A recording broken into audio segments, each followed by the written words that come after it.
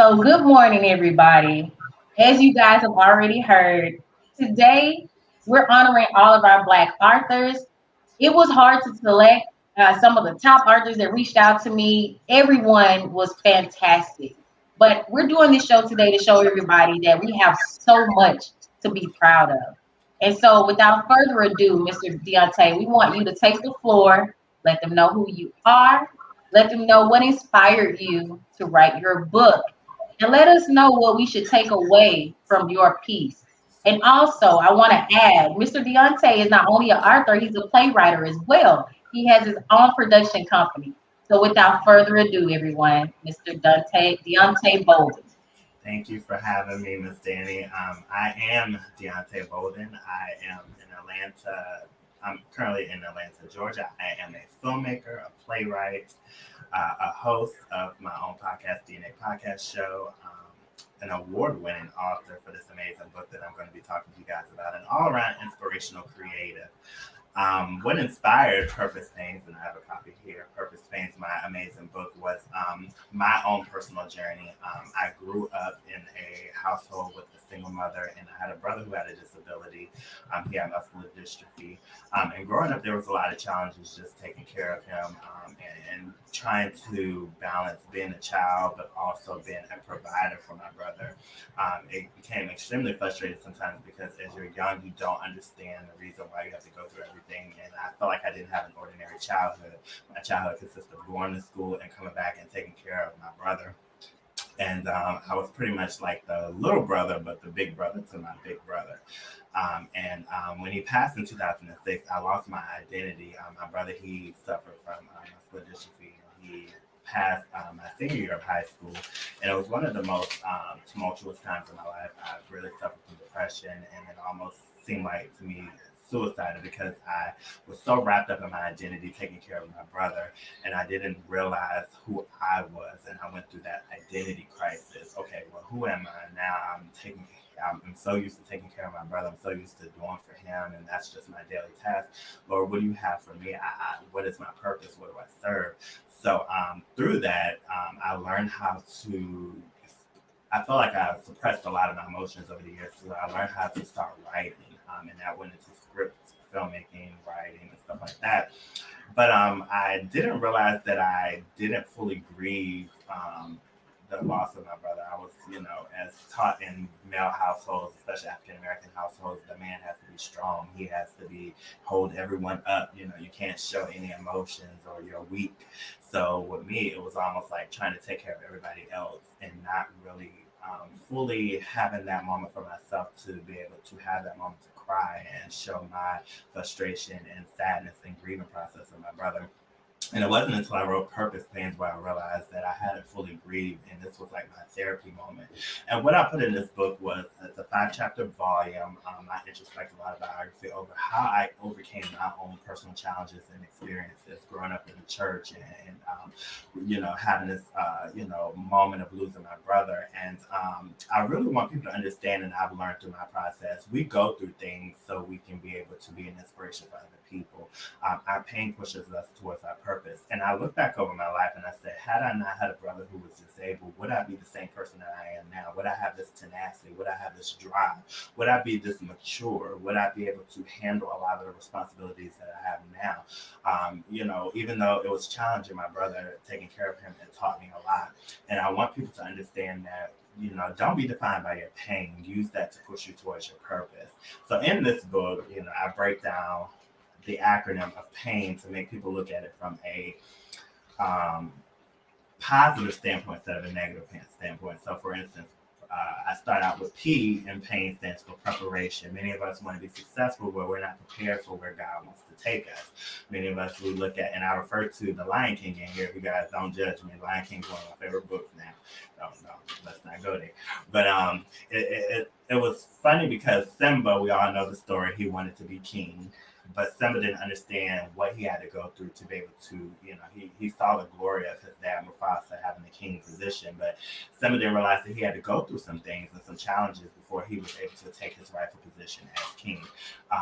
And that's how we are a lot of times, where we want to be successful, we want to have, and all of these great things, but we're not prepared for where God wants to take us. And God is saying, well, right now, as you go through this painful experiences, I'm preparing you for where I want to take you.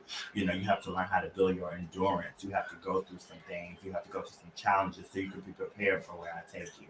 And then A is for adaptation. You know, now that you're in that painful experience, how do you adapt from that? You know, not saying that you have to be comfortable where you are, but how do you adapt? You know, now I lost my home. Okay, so now I'm, you know, in this position. Now I'm at this hotel. How can I move forward from here?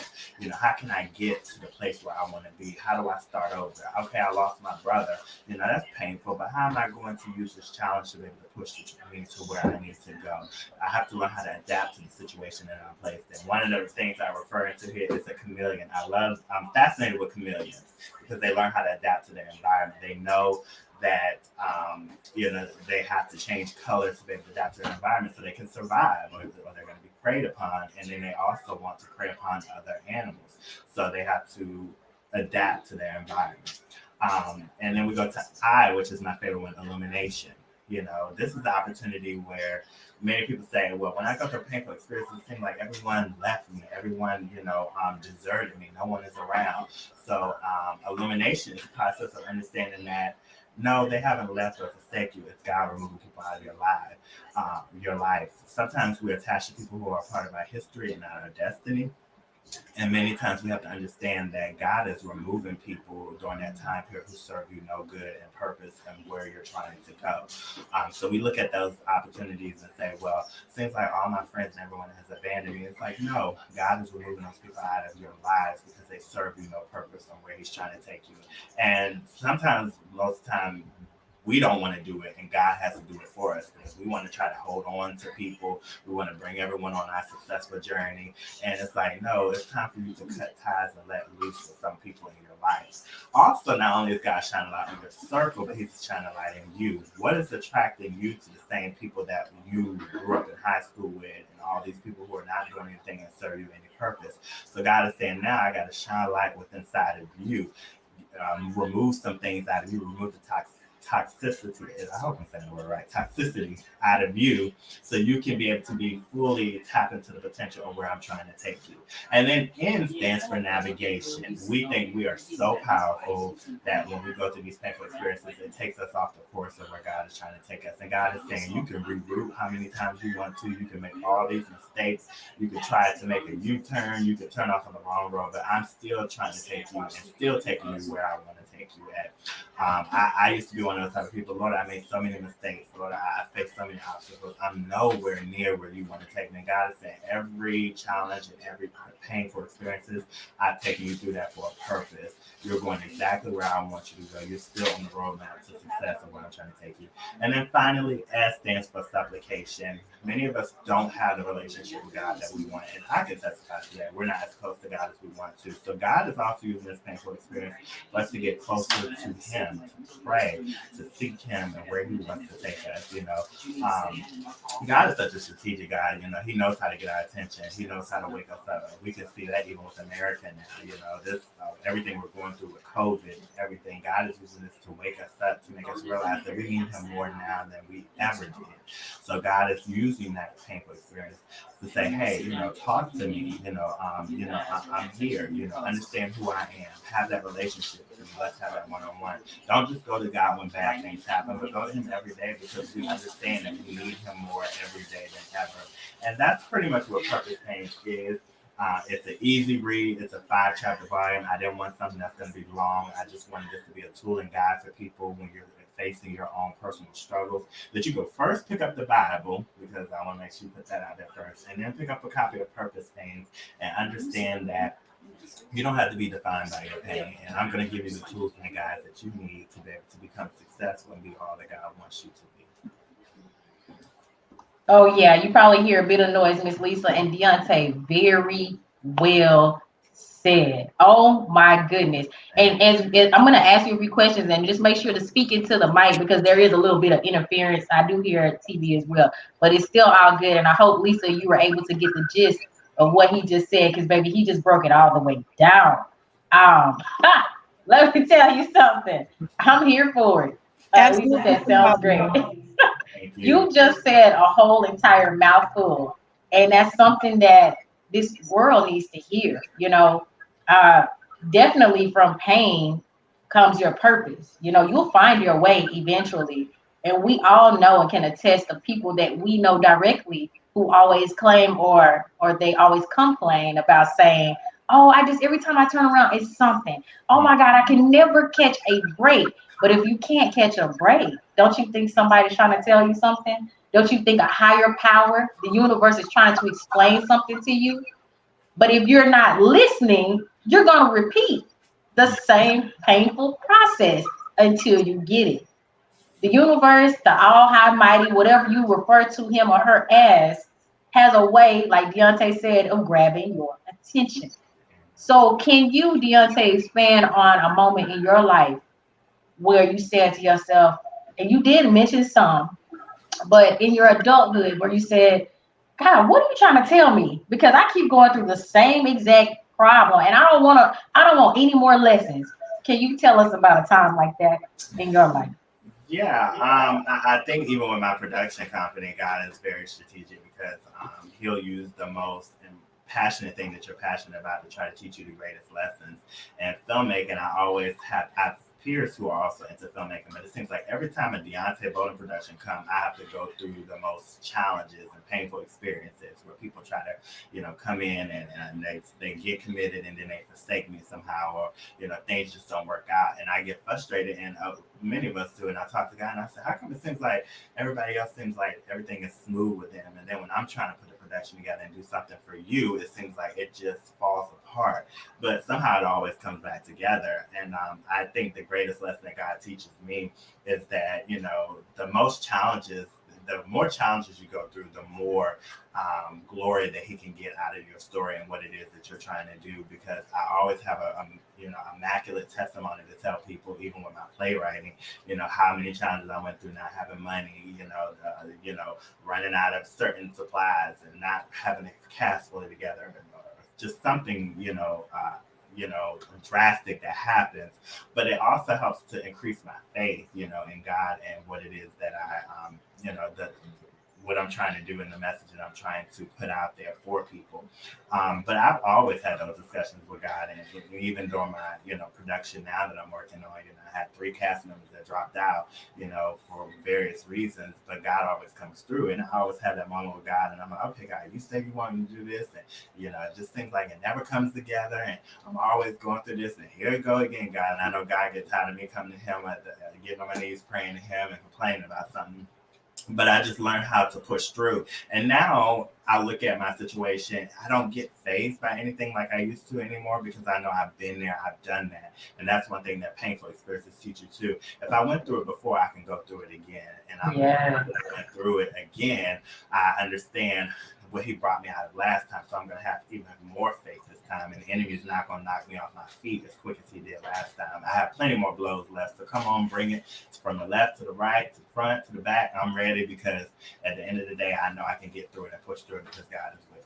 I love it. And I really like that you touched on friendships. That's something that Asia and I, we talked about on the Sisters Talk podcast briefly about 2 weeks ago. And a lot of times we allow people that we believe are our friends. And maybe they even believe that they're our friends. But the reality is, when we're on a mission, when we're trying to get to that path road towards our purpose, right? We can't take everybody. And that's no disrespect to anyone. But I love the fact that you made it very clear that when we're on our journey and we're on our path, sometimes we have to travel that path alone. It doesn't require everybody to go. You can't get your cousins, your sisters, your friends that you've been knowing since you were 5 to go. That doesn't always play out. And I also like the fact that you said, once you realize that these people are not serving your purpose, because that's really what's happening here. They're not serving within the purpose that the universe and God has constructed for you. Then it's like, once you drop those people or you reduce that frequency interaction, everything you've ever wanted, the doors fly right open. But the universe was telling you the whole entire time, stop associating with these people. They are not going down the path that you have to go. This is your mission. Absolutely. I love that you touched on that. Yeah, and it was a learning lesson for me because I tried to mend so many relationships. When God tried to, sever the relationship, I tried to go back and mend it and be like, okay, maybe, we can become friends again. And it hurt more the second time than it did the first time.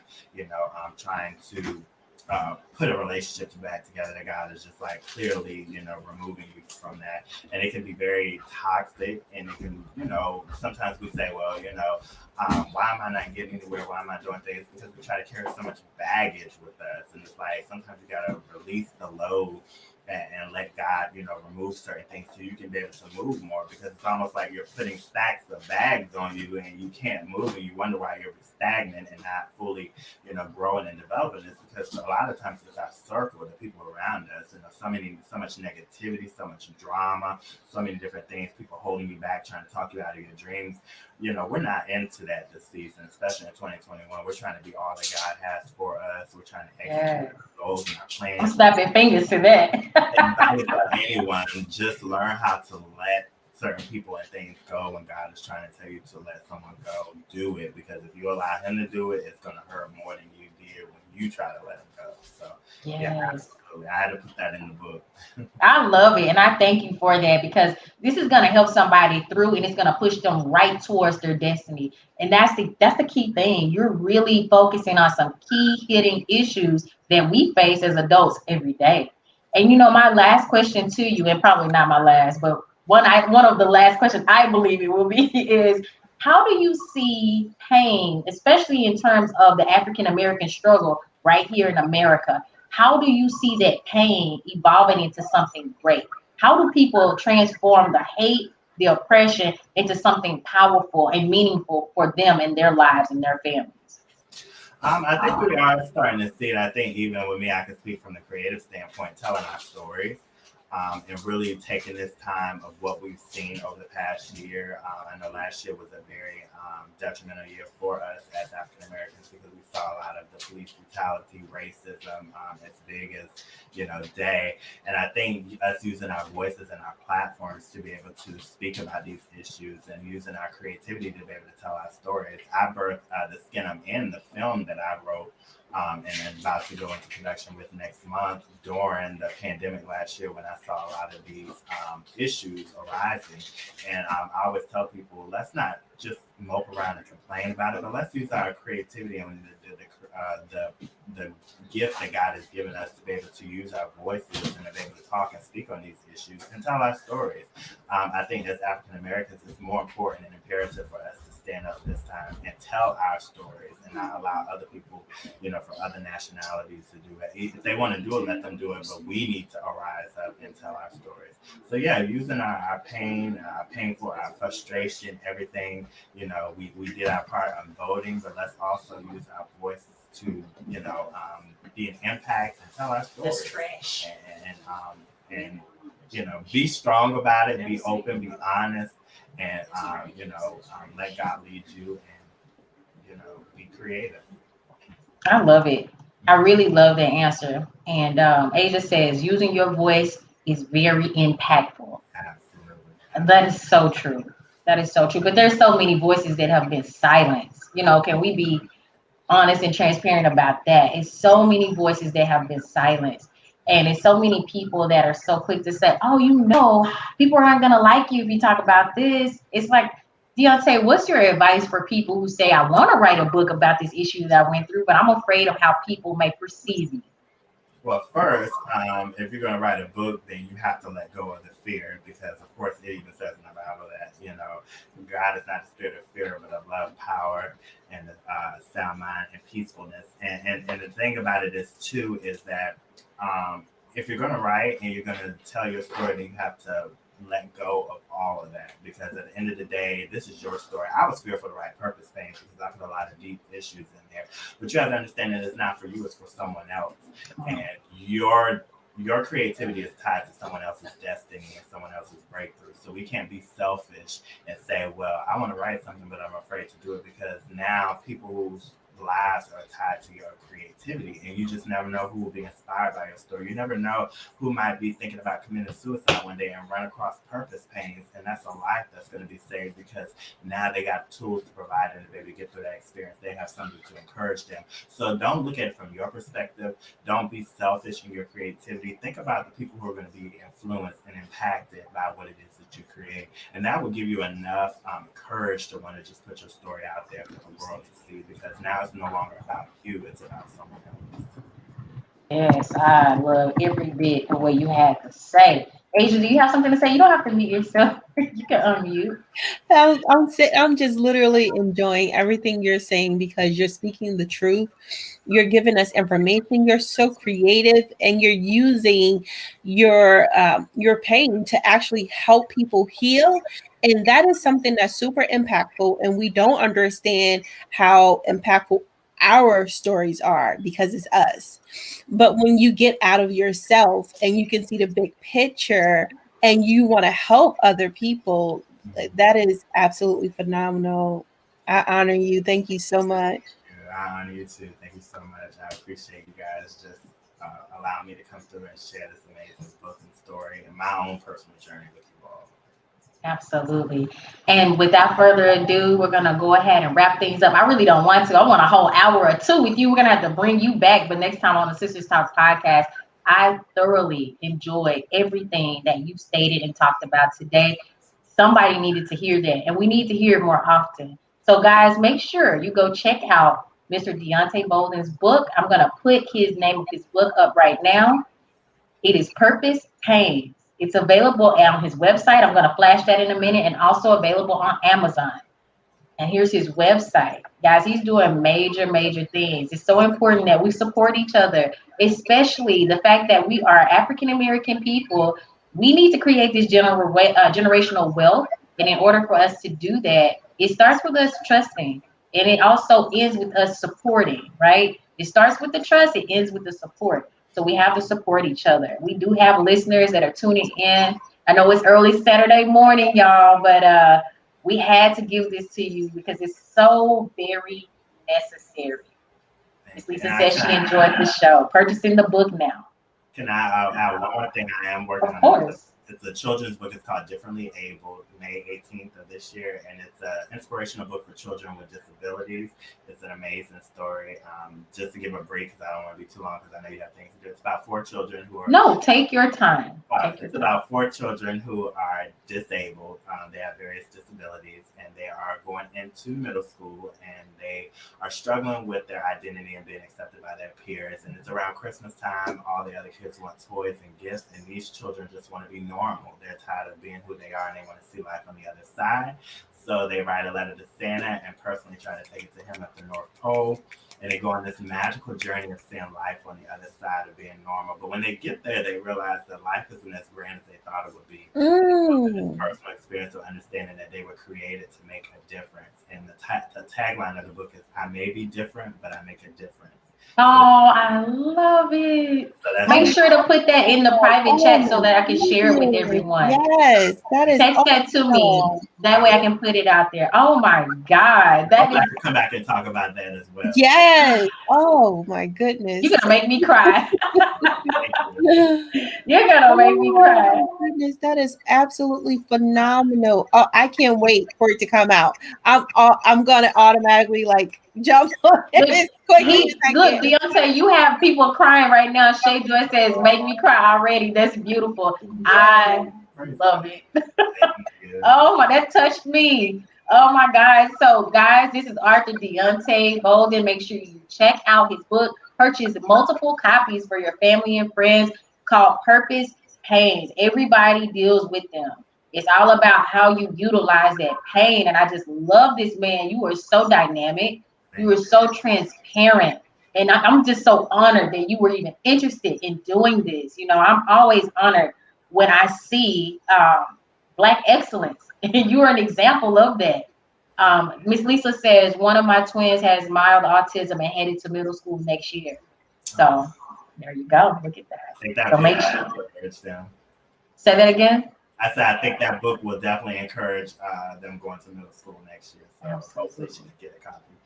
Awesome. Make sure, Deonte, before you leave, please in the private chat send me the link to that book, and I'll share it with the audience. Okay. Well, I don't have it's still an illustration process, but Okay. it'll also be available on my website. But I'll make sure I put a little info in there for people. But if you go to the Awesome. website, it'll be up there very soon. Okay, so Miss Lisa, you can go to this website below. Make sure you go to DeonteBoldenProductions.com, and you can find all of his latest projects. He's doing films, he's writing books. Look, he is the whole entire package, okay? Great. For real. So, guys, we're gonna go on a small break, and the next author we're gonna have coming up is Miss Asia Carroll, the author of The Pressures of Becoming a Diamond. So don't go anywhere. We're just gonna go on for a brief break, and we'll be back in 5 minutes. Okay? Put your beautiful photo up. Don't go anywhere, guys.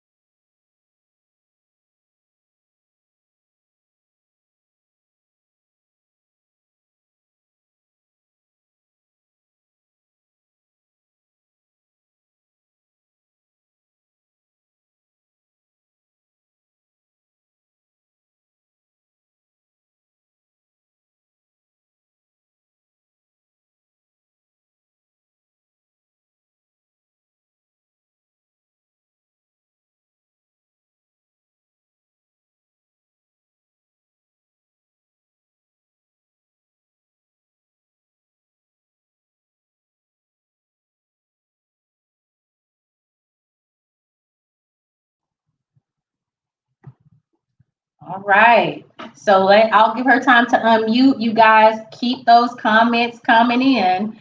We have another author outside of Asia Carroll that will be on momentarily as well. Thank you so much, Lisa. So, Miss Asia Carroll, you just heard me read your intro. When I read the book, there were parts of your book that made me just nearly drop that book to the floor.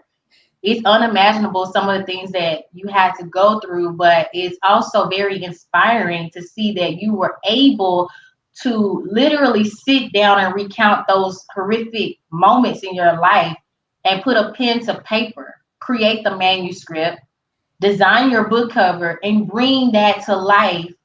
It's just, I know that took a lot of strength and it took a lot of, I would just say, faith, faith that maybe you writing this book would help change and inspire other people in their situation. But without further ado, guys, I'm going to pass the torch to Miss Asia Carroll. Let them know who you are, what inspired you to write your book. Well, thank you so much for letting me be here today, Danny, in regards to this book tour. I'm super excited. I'm super grateful for the opportunity to be able to share my experiences with the world to help people heal. And so, the purpose of me writing this book was to help encourage and help people heal from trauma. Many of us deal with trauma in so many different ways and forms, and many times we don't realize it's trauma. There's something called the ACE study. It's the Adverse Childhood Experience Study. And this study was created to help understand trauma, how it affects the brain, how it affects our health, how it affects how we are as individual people. It affects your mortality rate. It affects so many different parts of us. And if you don't recognize and actually deal with the trauma from your childhood, from your adulthood, or any parts of your life, it literally has a hold on who you are as an individual person, and it develops into anger. It develops into sadness. It develops into depression. It develops into anxiety. It develops into so many different things. And so once you start dealing with that trauma, you can heal and move forward and go into your destiny. And so when I was 9 years old, I remember saying to myself, I know my life is not normal, but I want to tell someone about it. I want to share my story with other people because I know I'm going to come out of it. And that was just God automatically telling me at such a young age that I had to share my experiences and I had to be that voice to the voiceless. So many of us are voiceless because we feel that our stories aren't powerful. We feel that our stories aren't inspirational, but it's you who are dealing with these things individually. And so, because it's you, you can't really see how awesome you are on the outside. And so, I just wanted to be able to show examples of our experiences, especially as Black girls growing up in America. We deal with so many issues in regards to colorism. We deal with so many issues in regards to our weight, in regards to the way we look, in regards to the way our hair is. And so I struggled with so many different situations in regards to the way I looked. I didn't like the way I looked. I wanted to be lighter. I didn't like my hair. I didn't think my hair was pretty enough. I didn't think I was pretty. I didn't have self-esteem. And so it's so many different things that young girls, especially young Black girls that deal with here in America. We're told you have to be strong. You have to move forward regardless of your pain. And many times it's challenging. It's extremely challenging to move forward through this pain. How do you move forward when you're sad inside? How do you keep a smile on your face when you want to cry? And in so many situations, so many Black girls, so many Black women, so many Black boys, so many Black men and people of all colors and all different ethnic backgrounds deal with trauma. And so I wrote this book because I wanted to help people understand that they can actually get out of the trauma. So the name of the book is called The Pressures of Becoming a Diamond. And we all know Diamonds are one of the most precious jewels in the world. I have never met one person that could say, I don't want a diamond or I don't like diamonds. I've never met one person to say that because they're so beautiful. They shine, they're bright, and everyone wants one at least once in their lifetime. But what we forget about the beauty of the diamond is it took a lot of pressure to get there. Diamonds are made out of pressure. So diamonds are first created from coal. And so you take a coal, and I don't know the full process of it, but I know they're putting a lot of fire and a lot of pressure on that coal, in which turns it into the diamond. And so in our lives, we have all these little pressures. You may be homeless, that's a pressure. You may not have electricity, that's a pressure. The state of Texas is going through a lot right now. There are so many families struggling to find food, shelter, electricity, water. That is a lot of pressure. That is a traumatic experience. Children are dying. Family members are dying. There are so many people who are losing their lives. There, people are running out of hope. Some people are, and some people are just trying to make it. Those are pressures. Some people may say, oh, this is just normal. It's not. We need to stop normalizing trauma. Once we start to actually recognize when trauma is occurring and how to move forward from that trauma, then that's when we can heal. I became a certified life coach because I was actually able to help myself heal from the trauma and the experiences that I went through. It was rough. It was extremely rough. I did not know some days how I would get through it. And there were some days that I wanted to quit. There were some days that I felt I didn't belong here anymore and that my time was over. But I always had something inside me to tell me, no, Aisha, keep moving, keep going. You have so much to live for. And there are times in our lives where we forget how much we have to live for. We actually forget it. And when we forget, it's like, who's going to remind you? You're going to hear a small voice in your head. Whatever that small voice is to you, listen to it. You keep pushing, you keep going. And so I'm going to just share a small excerpt from the book just to give you some synopsis of what it's about. So, primarily, I wrote this book about my life story. It's an autobiography with a fictional twist to it. And so, the way that I wrote it, it's my journey through high school. And so, with my journey through high school, I had some experiences. I did not live with my biological mother the entire time of my childhood. And so I was in foster care. We did have moments where we were homeless. I've experienced domestic violence against myself as well as witnessing domestic violence against others when I was a child. And so, despite these disparities in these situations that I was in, yet I still was able to overcome. I graduated from high school, the first one in my family to graduate high school and not be pregnant. That was huge for me because just about every person, I'm thinking like every person in my immediate family that graduated high school primarily had a child by the time they graduated. If they did not have a child by the time they graduated, they were at least pregnant once or twice. And so in my family, that was a huge generational curse that I was breaking.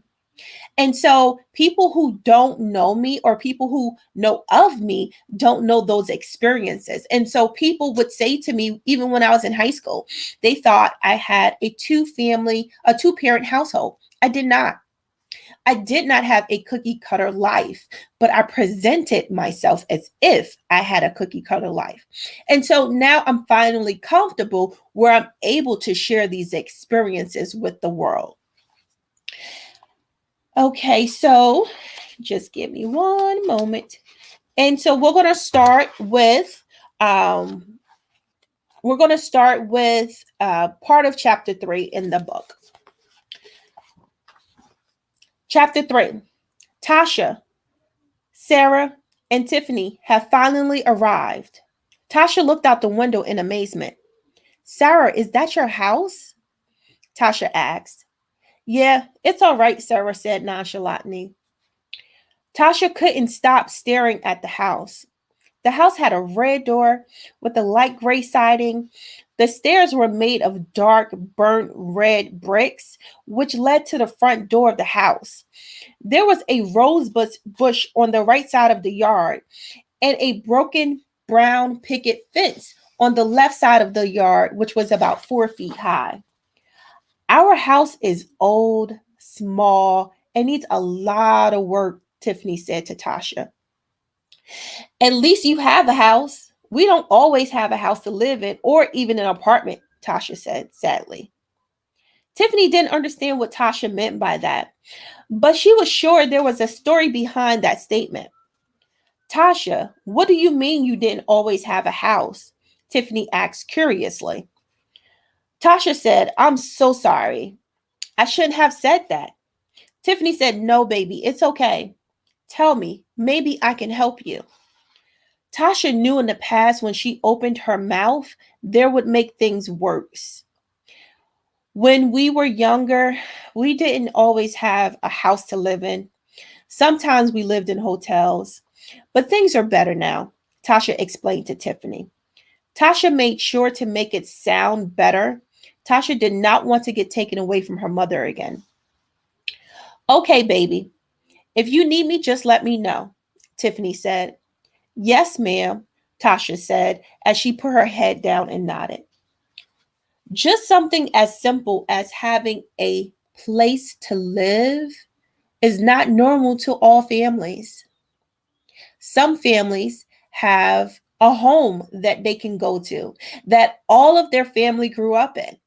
And then some people live in apartments, some people don't. Some people live in homeless shelters. Some families literally live in hotels.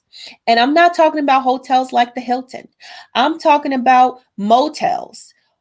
Sometimes it may be a motel in the neighborhood where most people don't want to go to. Those are the hotels or motels that a lot of family members live in with their entire families. If you think about a motel room, most motel rooms have just literally one room. They don't have a kitchen. They don't have a huge bathroom. And imagine it's 5 to 7 people living in that one room. That can be pretty traumatic. And then, not to mention, how are these children getting back forth to school when they're living in these motels and hotels? Some of them have to take the bus by themselves. I used to take 2 or 3 buses just to get to school from one city to the next because we were homeless. And I had to do it by myself.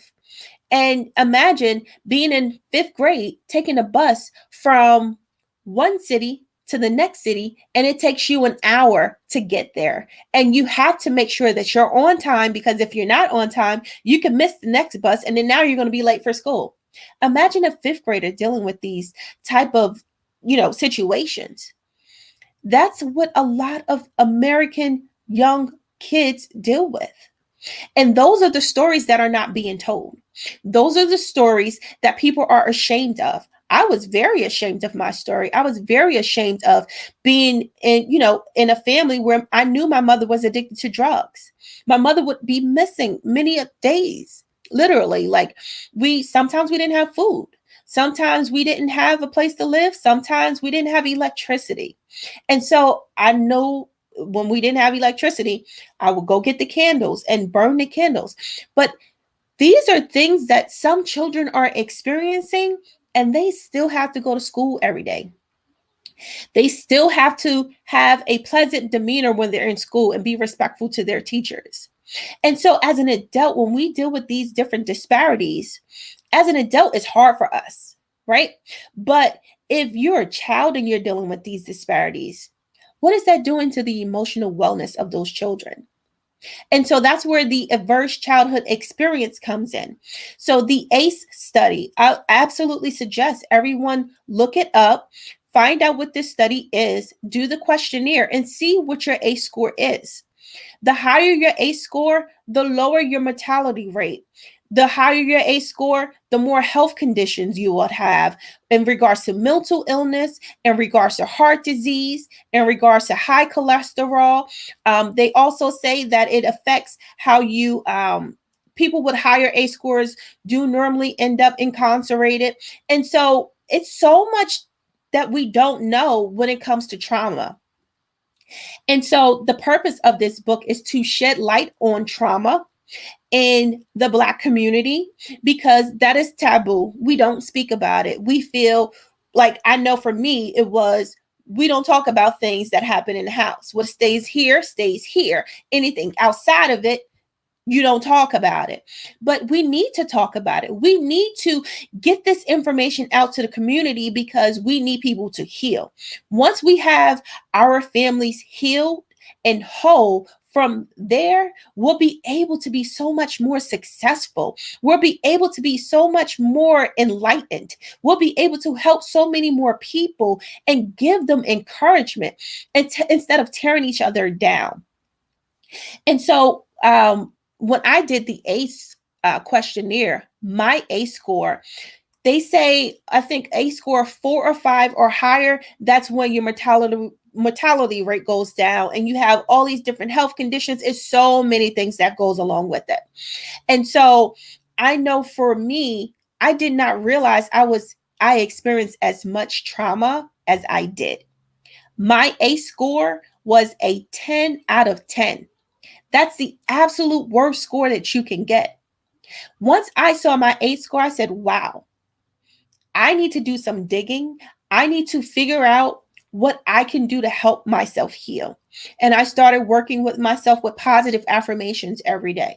I started working with myself with meditations to help clear my thoughts, to help slow down my brain activity so that way I'm not having a lot of racing thoughts, to help my body, because believe it or not, when you have trauma, you're holding that in your body.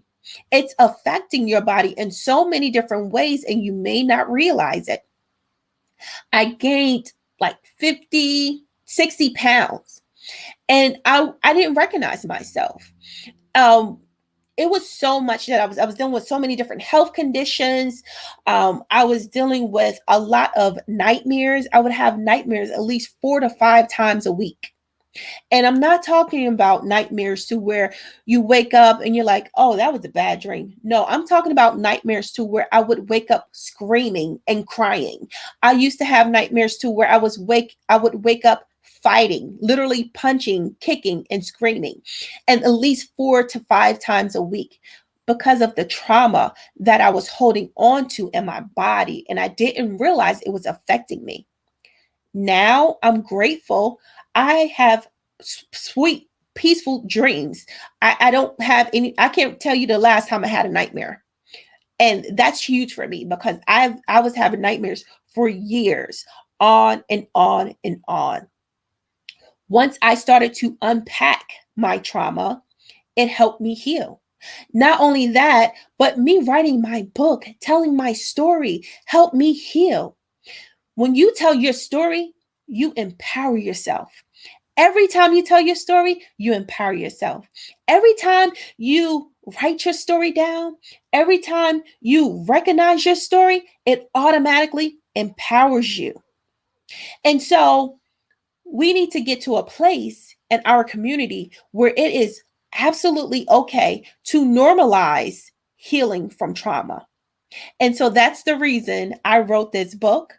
This book has, I'm so grateful to God because my book has literally been purchased all over the world. So many people all over the world has listened to the book by audio, read the book, have actually been able to relate. It was a guy I met, he lives in Norway, and he bought the book. He said, my goodness, we live so far away from each other, but I can relate to a lot of things in your book that I would have never imagined that I would have went through. And so I absolutely suggest any person read this book because, especially teachers, This book is absolutely essential for teachers because if a teacher reads this book, it'll give you the opportunity to understand what some of your students are going through. And it'll give you the opportunity to give those students the sympathy and the empathy that they need to keep pushing. And so I'm just grateful for the opportunity to even share my story with the world. Thank you so much for having me here today, Danny. Absolutely. I want to address some of these comments too. Every time I hear the story, it's like I hear it the first time again because you guys, if you haven't got the copy, go get it. I mean, it's so powerful. I'm really trying to hold back tears, to be honest, to know that a young Black girl had to go through so much at such an early age. No girl, no matter what race you're from, should have to go through any of that. It's not even, at this point, it's not even about race. It's more about protecting our children. And I talk about this a lot, what they see, what they eat, their environment. There's a such thing as environmental stresses. And you definitely touched on that on more than one occasion in your summary of why you wrote your book. And I can even attest to some of those manifested illnesses that we pick up through stress and negative energy. It's a real thing, especially women. We're highly intuitive. No offense, guys, but women are highly intuitive. We pick up energies and frequencies more often than others. And I think it's important that we cleanse our space. Yes. We cleanse our energy and we grab a hold to what it is. We find out and identify what it is that's causing this night terror that you mentioned. You said you were having night terrors. We have to find out and identify what's creating that negative energy and negative space within us. And Miss Kim Hicks says that she went through that after her brother's death. So we can see now that through negative triggers, this can cause and manifest really bad thoughts while we sleep. Your brain, what it does when you go to sleep is it tries to solve any issues that you go through in real world events. And while you're sleeping, your subconscious mind tries to eradicate that problem. So that may be why you were experiencing those night terrors, because you were simply trying to save yourself. You were trying to survive. And it just breaks my heart to know that you went through that. But I'm also very proud of you, Aja, because you are breaking down barriers that were created to keep you encapsulated and to keep you oppressed, and you're just breaking right out of it. And I can't wait to see what happens, from here. Miss Shay says, I can absolutely relate. That's the way I was raised also. What happens in this house stays in this house. And you want to expand on that? Yes, we need to stop that stigma. We need to stop that narrative because there are so many people silently suffering. There are so many people who are at the point of attempted suicide because they've been holding on to so many secrets, so much hurt, so much pain, and they never taught how to unpack it. That's the problem. We don't know how to get rid of that trauma, that pain, that hurt, that anguish, the disappointment, the fear. It's so much, the judgments. And so that's why I became a certified life coach. I thought about being a licensed counselor, but if I went that route, I wouldn't be able to share my experiences and be as vulnerable as I am. And I know from my experiences with my students, because I have students that I work with, I have clients that I work with who I help with life coaching sessions. And from that, it's taught me that I connect with people in so many different ways by just sharing my story. When I went to counseling, for me, it was a little bit difficult because I didn't feel I could relate specifically. But for the most part, I'm grateful that I can relate when I share my experiences. Definitely, definitely. I love it. We have more comments. When you tell your story, you empower yourself. Love, love, love this. Thank you, That's so Brittany. true. So true. Miss Shay says you are overcome by the power of your testimony. Absolutely. Absolutely. And Dillinger says, awesome. Thanks for sharing by Miss Lisa. Thank you so much. She Oh, thank just you purchased so the book. Very thank you powerful. so much. Thank you so much. And Yeah, I think Kim was responding to a comment you said earlier. yeah, She said she just saged her house. Oh, that must have been yes, what I was talking about. yes, And yes, my friend yes. Lisa sent me this link just now. I am in tears over here. Energy is real. Thanks for the invite, Lisa. Awesome, Kim. I'm glad Absolutely. you're You taking something away from you today's. you you absolutely have to be careful of the people you have in your atmosphere. Do not allow everyone to come into your home, your personal space. Energies transfer. Definitely, everybody's different. If you pray to remove negative energy from your home. If you use sage, if you use palo santo, whatever you use what you need to keep peace and comfort in your home. Yes, you took me back when you said the Palo Santo. But anyway, listen, what Asia said is so real, and a jealous spirit can really destroy everything that you have lined up. So, women, I know we can be catty. I know jealousy is a natural occurring emotion. I'm not telling you, oh, you're a bad person. That's normal, but it's how you engage with it. Don't let it consume you. Don't Mhm. allow jealousy or any other bad emotion to consume your thoughts because it's so easy to, especially in the society that we live in, when everything is competitive, everybody's trying to fight to look the best or have the most. That's the one thing I believe in honor of Black History Month that we need to work on. We need to be concerned with building what is going to be something great for the future generations, whether it be generational wealth, whether it be more financial security or more emotional security, whether it be clarity on your roots, where you come from, who are you really? These are things that we need to delve more into versus the materialistic outer surface things, because that's never going to heal you at the end of the day. How many millionaires, billionaires do we know who are depressed right now? Because it's healing within that matters first. And then the rest of the things kind of fall in place when you're healed internally. And that's something that we definitely don't want to remove our focus from. And Asia really nailed that today with her book. So make sure you grab a couple of copies of The Pressures of Becoming a Diamond. It is available on her website as well as Amazon. And by the way, oh, go ahead. And also, I just want to let you all know this book is absolutely safe for teenagers. I highly recommend 13 and up because it gives um, the teenagers a completely different uh, viewpoint and a different perspective. And every person that has purchased this book has literally been touched in some way. You can look at the reviews. I think I have a 4.9 star review on Amazon. I have about 15 reviews. Um, and it's not because of me, it's because they can see themselves in this story. Absolutely. I absolutely love that. And that's the reason why I said this book is definitely a book excuse me, that we want to see in the school districts. This should be a must read in the English AP classes, the regular English classes. This will be our step towards teaching our children real history, real Black history, if that's what you want to call it. But again, as I said backstage before this show started, that Black history is simply our history.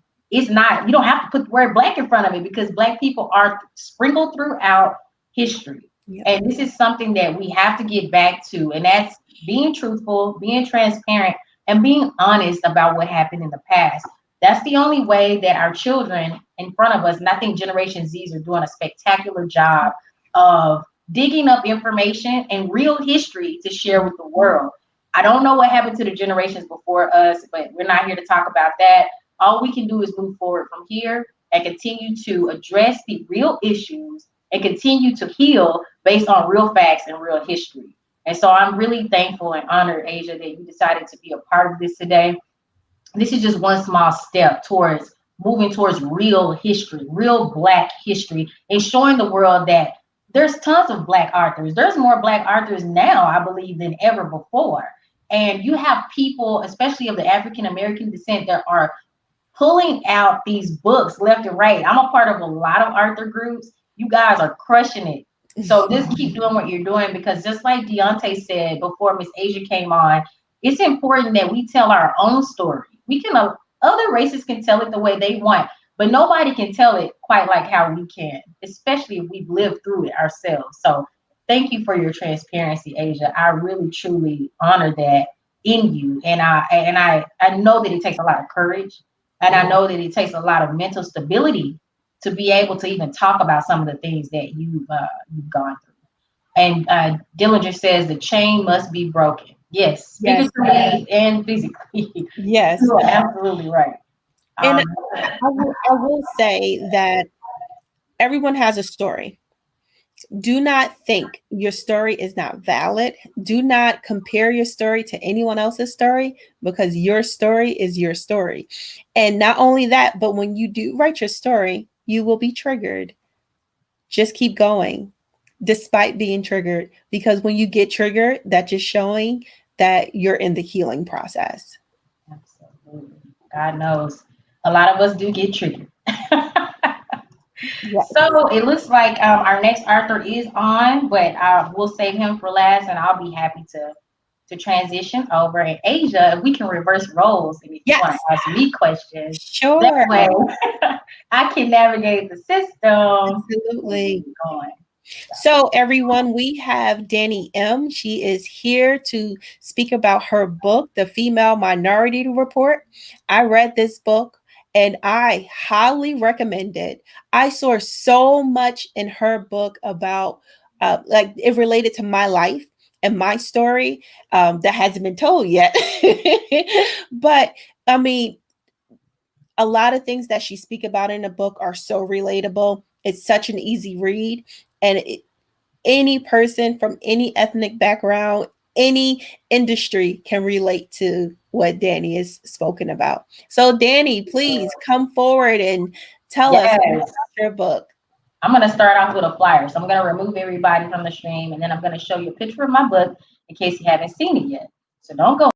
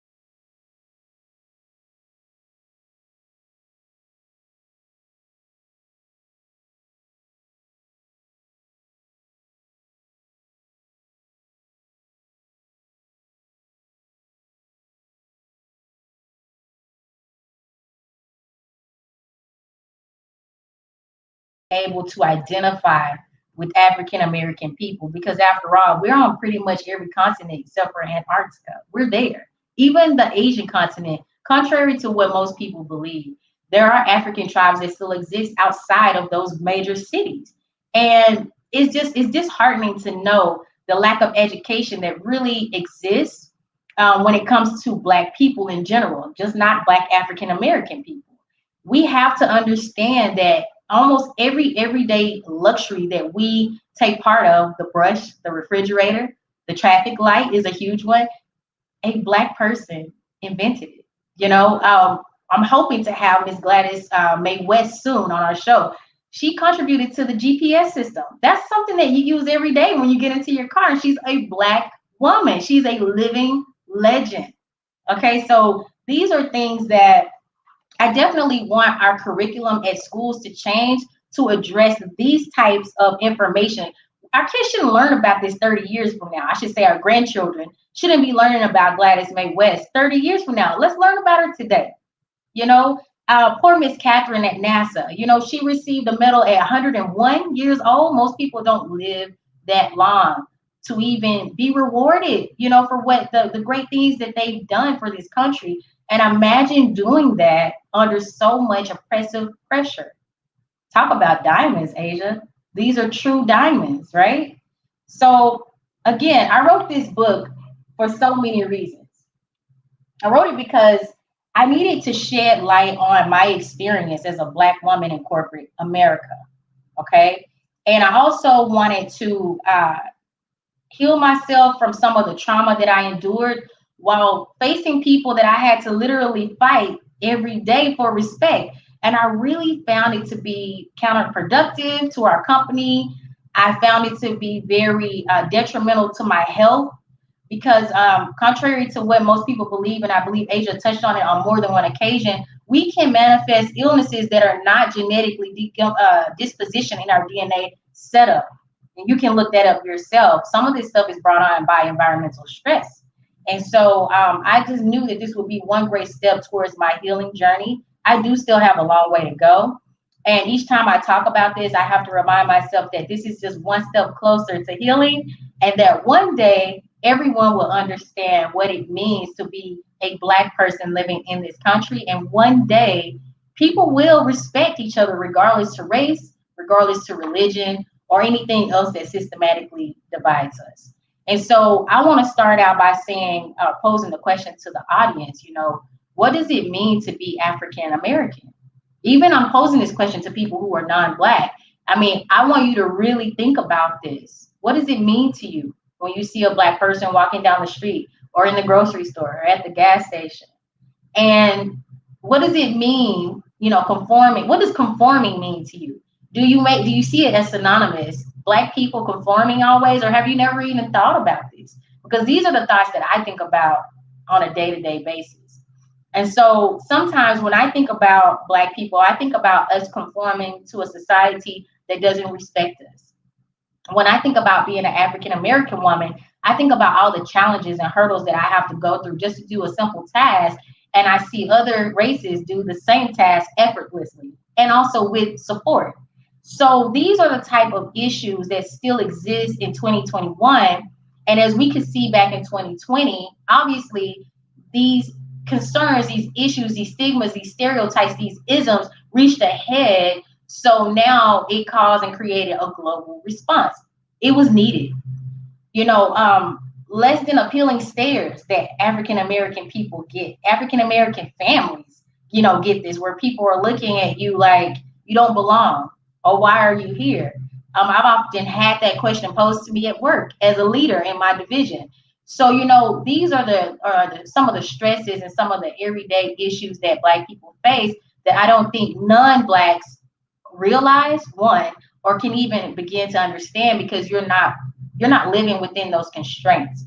And so when you place people in an environment where the resources are limited, much like what we see with a lot of African American people, they're often associated with poverty, and racism and poverty are not synonymous, but yet we often correlate race with poverty. And that's because of how the society has been structured.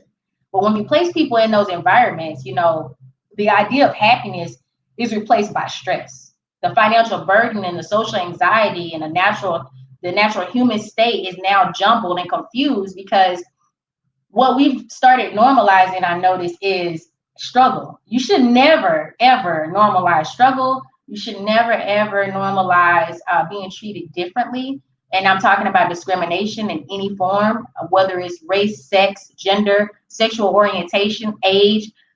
We should not normalize situation and things and issues like that, because what you do is you lower the standard for society. And I think that we've been running off this idea that it's okay for Black people not to qualify for a job, even if they have 3 degrees. It's okay for you to see so many children living in the projects without any running water. It's okay for this Black man to get pulled over and handcuffed just for having a headlight out, or even worse. We've normalized these conditions, and that is the true reason why we're not evolving into real change. And I think that, and one of the authors behind the scenes said it very well, Mr. Carlos Walker, who you'll see next. He said that, when you wake up, what do you do next? You get up. And he's very right. It's more of us, it has to be more than us just having this virtual book tour today and highlighting, shedding some light on some very real issues that we know exist. But it's another thing to really put into motion and action behind what it is that we're doing and talking about here on this show. And so I think that if more people on an individualistic level took that same approach and that same responsibility as we all do have, whether we recognize it or not, I think only then will we see real change. We've had over the last 50 to 60 years, great people like Martin Luther King Jr., Malcolm X, James Baldwin, the list just goes on. And we haven't seen real change. And that's because you only have that 1% that are talking about it, and they're protesting and they're doing what they're doing. But until your mind transforms collectively as a group, nothing will ever change. I can touch even on the issue of reparations, which I don't talk about in the book, but this is something at the forefront of my concern right now. You have one percentage of African Americans who say, yes, I'm for it. And then you have the other that say they're not for it, and that we don't deserve it because we weren't actual slaves. And, no, neither were our ancestors, but we can't even, half of us can't even trace back our lineage. So these are things that, these are the type of things that separate us even today. Also, classism is another ism that separates us. And I'm a big advocate on when you make it, you always reach back, even for one person. And even though this contradicts slightly what Deonte was mentioning earlier today about purpose pains and how you have to leave some people behind, I think that we can all attest that when you see raw talent in people and you have the resources to help them reach it to the next level, that's your responsibility to do so, if you choose to. So I'll get a little bit into my book without hogging up too much time. I wrote this book with so much fire in me at the time. I was upset. I'm upset, like Dre says. And I wrote 6 chapters. It's only 124 pages paperback. It's also available on Kindle. And the first chapter that I wrote about was the root of it. And, I wrote it from an aspect of what could be causing the ongoing racism that we're still dealing with today? I mean, this has been going on since before I even existed. Why is it still happening now? Why hasn't anything changed with all the activists, with all these groups, organizations, forums, with all the churches? It still exists. There's something that we're missing here, right? And I think one thing that I found in my research when writing this book was realizing that this condition that we're speaking of, racial divide, racial disparities, racial inequality, racial wage gaps, all comes from kind of like back in slavery, how you breed slaves. Well, you breed racism into new people. Children, as we know, do not exhibit forms of racism. They don't care about whether your skin color is darker than theirs.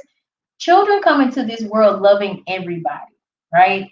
And I think one of our listeners, Dillinger, alluded to this, and he said that love is key. And it's so true on so many different ways to think about this, so many different angles. But I do realize something as well is that this issue will never be fixed until we start changing the mindsets of our children and the adults that are raising these children. So I think that until we do that, we'll just be going in an endless circle about this whole situation. And so the root of it talks about, how even our very foundation on a congressional level decided to make non-free persons count as three-fifths of a person in terms of voting, to gain the votes in the South. From the very beginning of this whole slave movement, it really damaged African American people and future generations. I know this is a topic that a lot of people don't talk about or want to talk about. And I know that a lot of people are going to log off because it's hurtful. I get it. But it's something that we have to learn to address. And we have to find the loopholes in this situation so that we can patch each other up. I really like when I think back to what Deonte said about initially he was afraid to express his emotions. Well, I was initially afraid to express my disappointment and my concern about the fact that we're still treating each other differently in the 21st century. Here I am, a woman with 3 degrees. Okay, my first degree is in undergrad physics with a minor in math, a major in aeronautical science, a minor in space studies, and then an MBA in global management. And I was talked to like I didn't even have an elementary certificate to go to middle school. And I understand where the hate stems from, but it's not so much as me having to understand that, but more so of the corporations being responsible and acknowledging that you may have policies in place, but if those individuals in those higher ranking executive positions are not following suit, then you may as well not even have those policies written down. Because the purpose of creating these policies and following the EEOC law is to actually implement that rule and make sure that it's affirmed. And in a lot of situations, especially when it comes to Black people, these same rules do not apply. But however, if the role is reversed, then we are severely dealt with. In some cases, we're losing our jobs for even just speaking up about the injustices that we encounter at work. And what I want to encourage people today to do who may be in that situation is to identify the problem. Email your HR, because you have to hold your companies accountable for the actions of their employees. And if you ever feel that you're in danger, if you ever feel like you're being treated unfairly or discriminated against, do not have the first thought that it is cliche and that I shouldn't say anything. That's what they want you to think. Okay. And even if your family is doing that to you, you have to understand that some of our family members have not been empowered. Some of our family members have been taught to do exactly what Asia said, and that's to just remain silent. But remember, a closed mouth doesn't get fed. If you stay in silence, you will remain in silence, and whatever you will remain at anyone's disposal is my purpose in saying that. So I think that it's a huge deal. We want your voice to be heard here on Sisters Talk, and I also want your voice to be heard on the individual level. So I would always say in situations like that to document the issues that you have in your job, so that way it's on black and white. I wrote this book for a reason, to empower my women, also to empower my men, but I can only write it from a female's perspective. So ladies, if you're going through something at work, do not sit in silence, do not endure it. You sit there and you figure out what it is that the issue is, and you need to journal it. I journaled my issues. And trust me, it panned out in my favor in a big way. And I still wrote my book. That wasn't going to stop me. And I just want this book to really empower you guys. I want people that are not a part of the African American race to realize that African American people built this country, and you need to find a way to figure out how to respect us, whether that's doing research on us to confirm that we created these inventions, or to ask questions to people that you know that are of African American descent. I mean, it's just ridiculous. It's almost like laughable that we're still dealing with this. And I want you to also know that the world is watching us. The world is watching this country literally fall to shambles because of what? Because we don't know how to work together. We don't know how to communicate effectively. And these are all the elements that I talk about in this book. I talk about the importance of emotional intelligence. We're human beings. You know, when you go to work, you can't turn into a robot. We still all have feelings. We all have emotions, and we have to, number one, respect each other. And I, especially for females, I know women of all races, ladies, I'm talking to everybody, white, purple, brown, green. I know it's hard to lead a team of men. Been there, done that. And they don't listen. They do not listen. But I want to encourage you today to never give up and to always meditate and identify these issues so that you can professionally address them to correct them. Now, oftentimes, especially with African American women, even after we address these concerns with HR, nothing happens. Then that's when you have to take it above that level. I don't know how many people saw the video. It's above me now. Well, sometimes you have to take it above HR. And if you're dealing with your local HR, sometimes you have a global HR. I had to do this myself.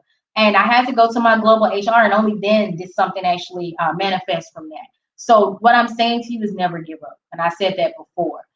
Ms. Shay says it's crazy. You get your education, all certificates, and it's not good enough because you're Black. Bingo. Well said, Shay. That's exactly how I felt, but I did not allow that to discourage me. Because much like what we've echoed throughout this show today, when you know your talents, you're able to capitalize on those talents. But the first thing is knowing what they are, you know, and you have to allocate enough time with yourself to know that. Also, let's see. Shay says, I worked in healthcare for the federal government. I had to file an EEOC complaint against my supervisor. Only one of the other Black people I worked with would testify on my behalf. It seemed like everyone just tucked their tails between their legs so no attention would come to them. And I'm so glad you brought that up as well. So that's another thing I want to touch on. I'm not really sure what this is about. And maybe, again, this is like trickling down from slavery mentality. We have to stop being afraid. What are you afraid of? Look, I need to get close to care. What are you actually afraid of? There's nothing to be afraid of. You're only responsible for you. And if you let people walk over you, they're going to river dance all over you. So it's important that you understand that. You have to understand there's nothing to be afraid of. You are exercising your right of saying whatever the heck you want to say. You're an adult. And especially if you put it in writing, now you have a paper trail that you can go back to in case there's further discrimination that is taken against you. And then after that, you need to grab a lawyer and handle it the legal way. And unfortunately, I'll speak to that. There's some lawyers that don't even want to pick up certain cases when it comes to race discrimination. But that's also something that I believe is going to change since 2020. I think that now a lot of racists who once thought that racism no longer exists, they now see that it's alive and well. That's a great thing. We need the exposure because first we have to acknowledge that Houston, we have a problem. You know what I mean? Like we need to know that there is a problem that still exists and we need to address that concern. And I really appreciate those corporations who have woken up to see that, wow, I didn't realize Black people still felt that way. I didn't realize people were being treated that way. And so I just think that it's essential that we understand that there is an issue. It needs to be talked about. It needs to be addressed. And I'm honored to be able to express and show you guys some of my experiences in corporate America and how it really transformed my way of thinking. And I'm hoping that I can help to transform the thoughts of other people, especially people that are non-Black in leadership positions. Guys, this is a real issue. There are people out here getting paid tons of money and they're miserable because of the environmental conditions, because of the people around them. They don't understand other cultures and they're not willing to learn.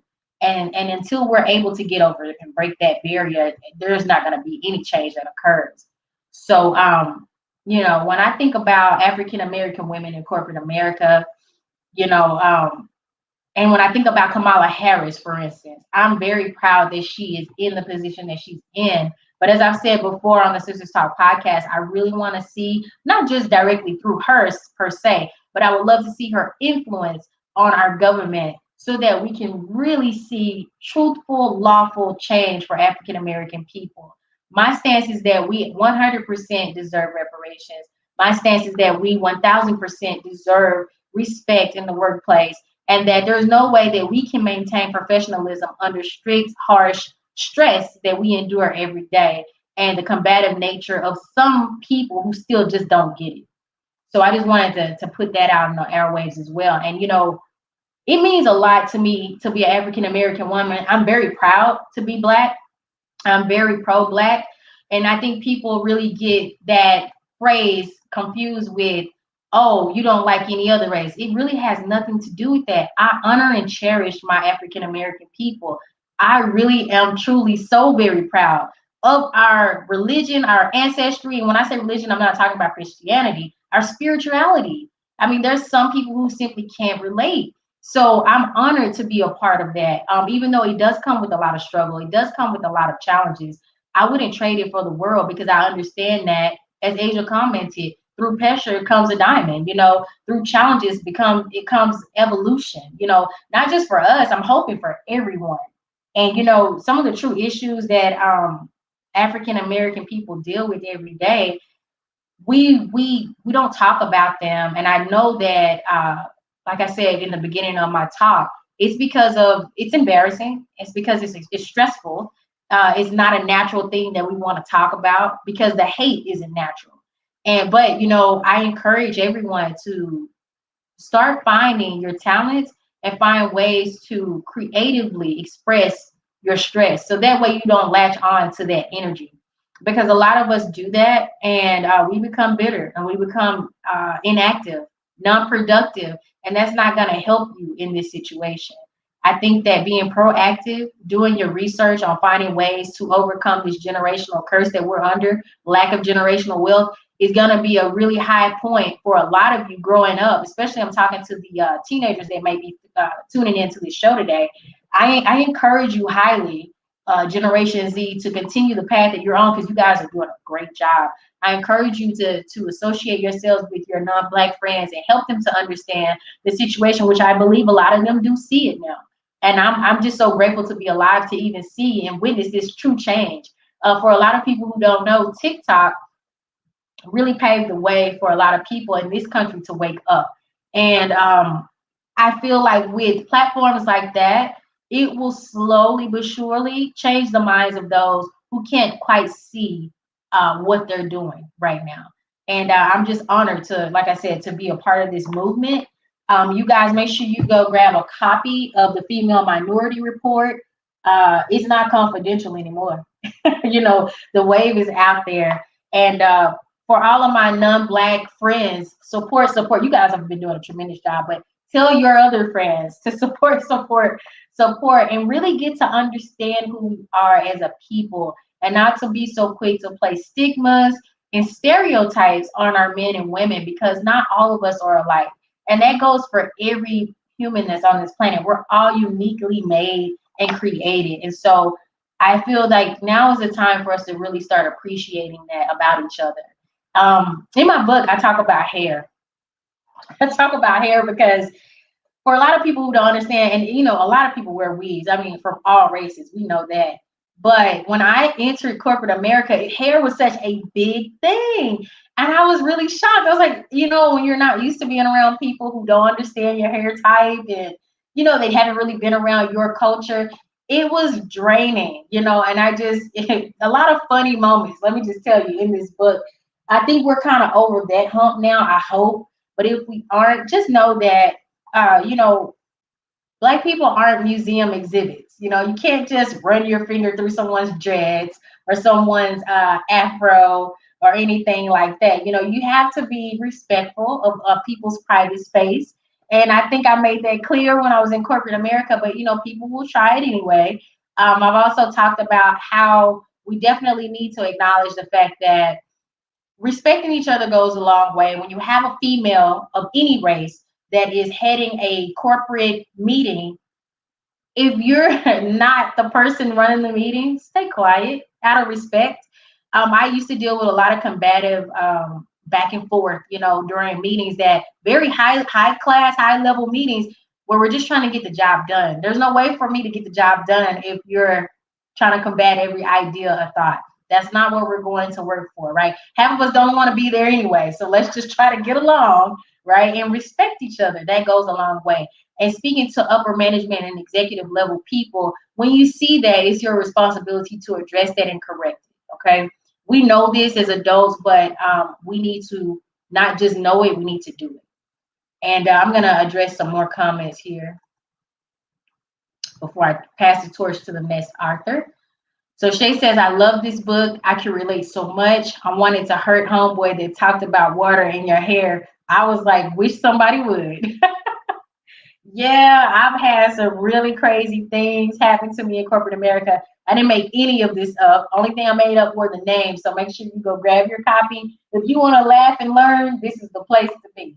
I love laughing because when I wanted to cry, I laughed instead. So I want to thank you guys for giving me some of your time today to discuss female minority report and really mainly my beliefs and what I feel we need to change. Again, remember, ladies, if you're having issues in corporate America, that email to HR is your best friend. Making sure that you get counseling as well, because sometimes some of us take that stress and trauma with us to new jobs, and we have to understand that not everybody and not every corporation is the same. I think that's also something that we misconstrue often after we've been hurt emotionally or mentally. I think it's important that you get that counseling so that you understand that, yes, this happened, but now I'm cleansed of that energy. And when I see signs of neglect, abuse, then I'll make sure to prepare myself for the next exit. That's how I think you should handle that. Phenomenal job, Danny. I'm super excited for all of the great things that are in store for you. The book is absolutely amazing. I know that these huge multi-million dollar corporations need to get this book so that they can see the eye of a Black woman and their experiences. And so that way they can set up the diversity trainings they need to make sure that everyone is getting treated fairly. Yes, absolutely. And I definitely agree. I believe that, when these corporations start buying books like Female Minority Report, what it will do is it will help train your staff to understand some of the things that African American men and women are thinking, but they're not going to say it because they don't want the drama or they don't want to have to be written up because they're simply defending themselves. Most people will probably attest to most of the stuff that I wrote in this book, but they'll never say it. And I understand why. We're in a professional environment. But I know that through to really implement real change is like what I said earlier, is training the mind and reconditioning the mind to understand what this real world is all about and what respect truly looks like. And it's not differentiated by color. If someone gives you respect, it's your responsibility to return that same level of respect to them, despite what your beliefs are. And I think that a lot of people get this confused, or they feel that they're entitled to just say and do whatever they want, and that's not reality. You're living in your own bubble, and I do believe that we need to hold the corporations and the executives and the people that own these corporations more responsible for their actions. If you guys have a chance, make sure you go over to TED Talk, Linux Village Women. Sorry, I'll make sure to put that link in the chat below. Check out my TED Talk. I'm talking directly to the CEOs, the executives, and they know it. It's on LinkedIn as well because I want them to understand what one of their employees felt. This is a real emotion. These real emotions manifest into illnesses if you're not careful. And so, it goes back to what Miss Asia Carroll said, that it increases our mortality rate, whether we see that or not. Some men and women in the Black race are wondering why they have certain ailments at age 25, 30. Well, evaluate your environment. Is your environment causing unnecessary stress on you? If it is, you need to create a exit strategy and prepare yourself to leave. Bottom line, I don't care how much they're paying you. Nothing's more valuable than time and your health. And once those two things are up, that's it.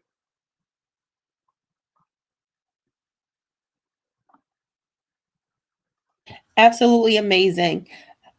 Do you feel an immense amount of pressure released from you after writing this book?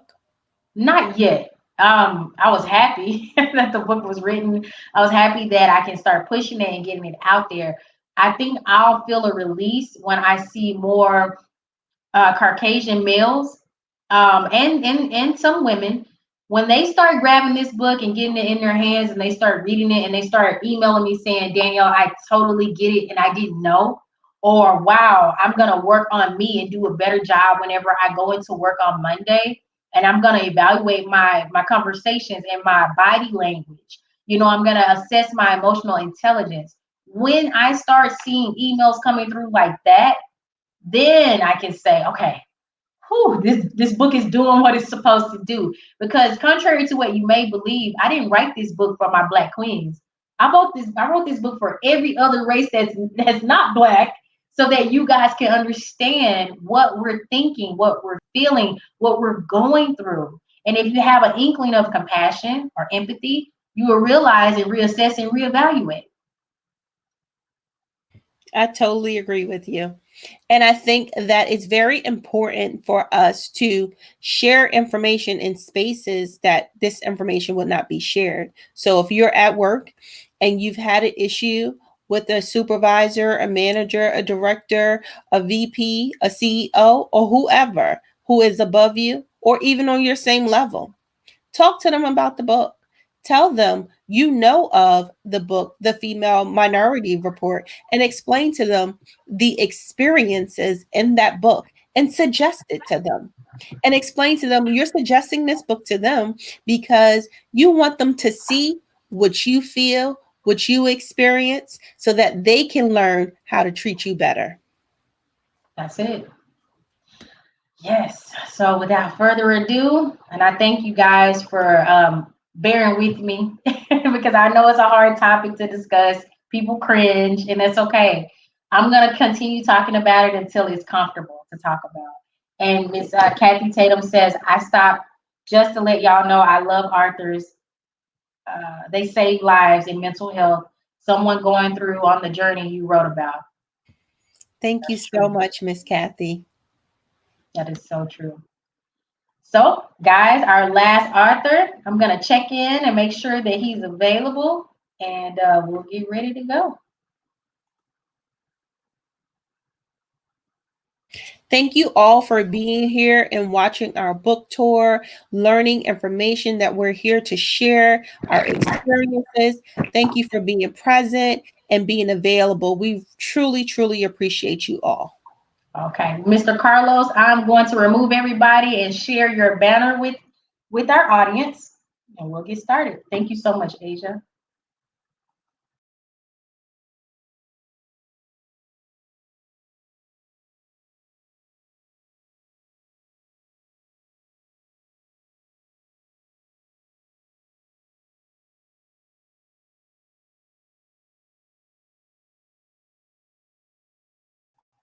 All right, guys. So this next author we have is Mr. Carlos Walker. This guy is so powerful in his message in this book.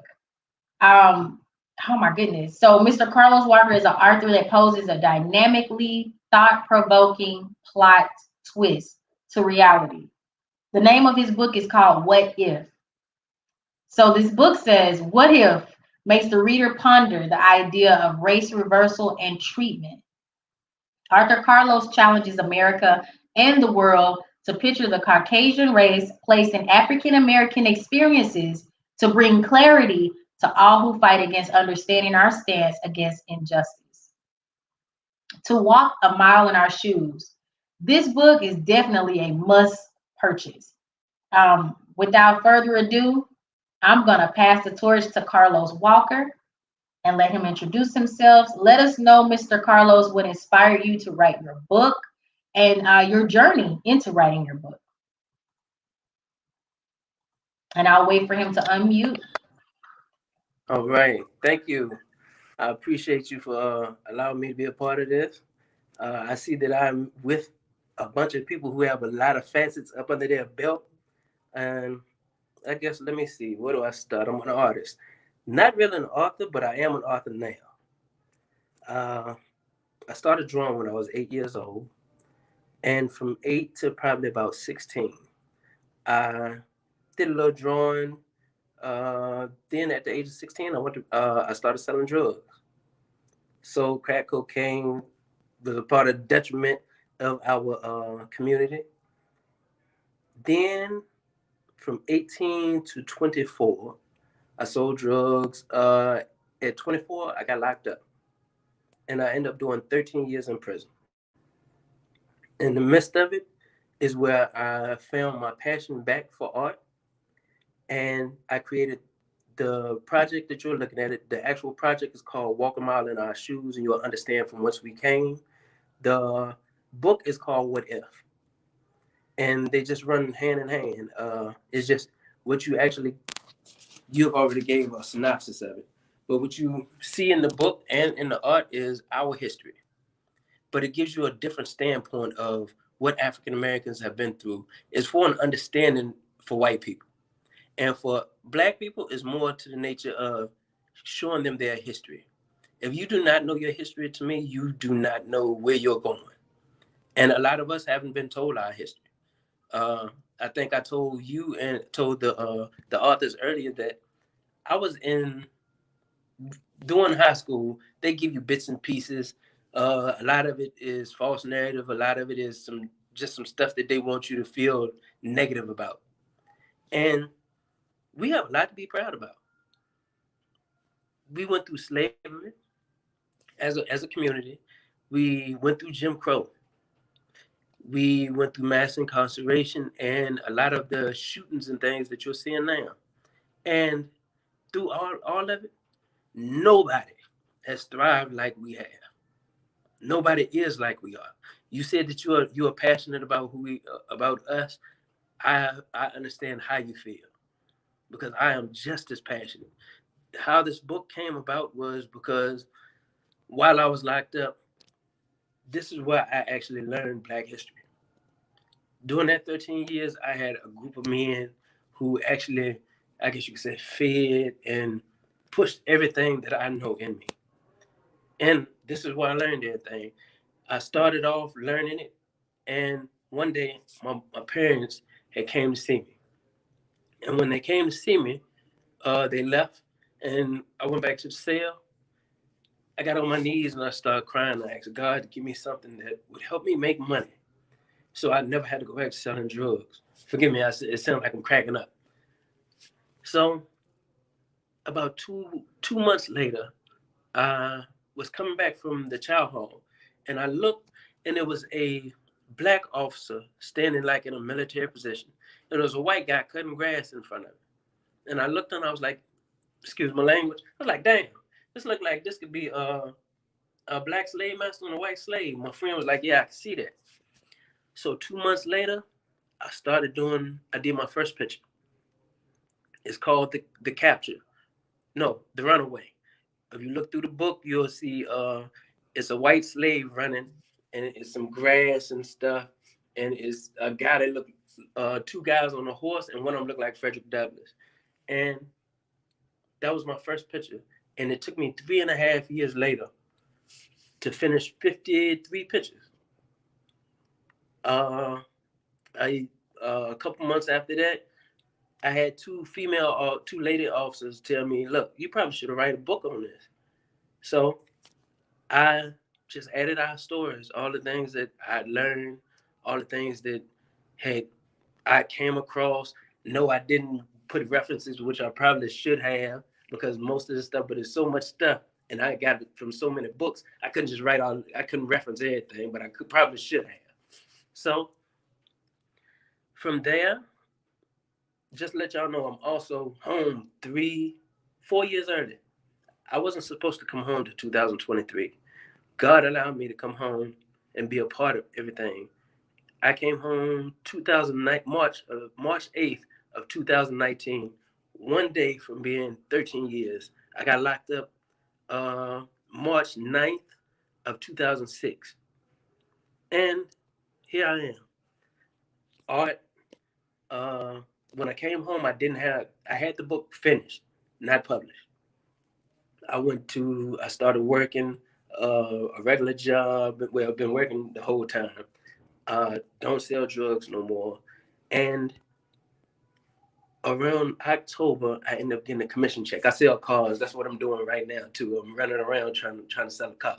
But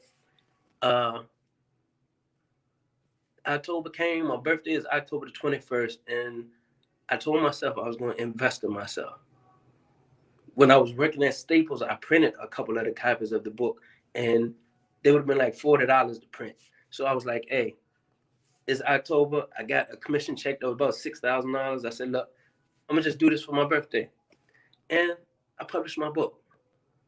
And here I am. November 22nd is when it was, when it went into print.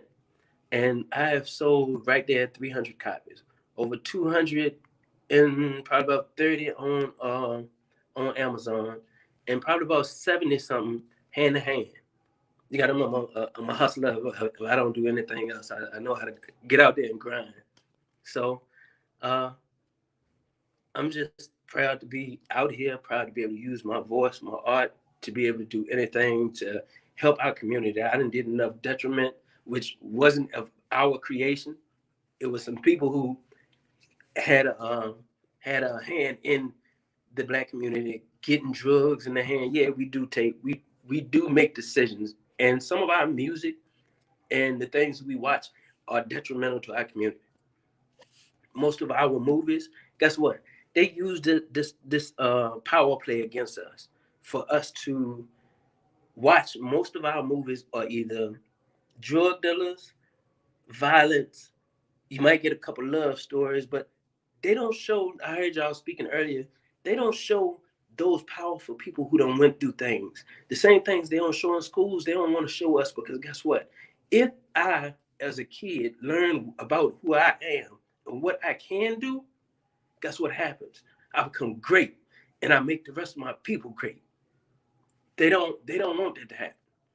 They refuse to allow that to happen. But guess what? We are who we are. You can't stop something. You can't stop greatness. I love us. I love our power. I love who we are. I don't know how to say it. We are love. To me, you wonder why they are jealous, why they fear us. They scared themselves to death.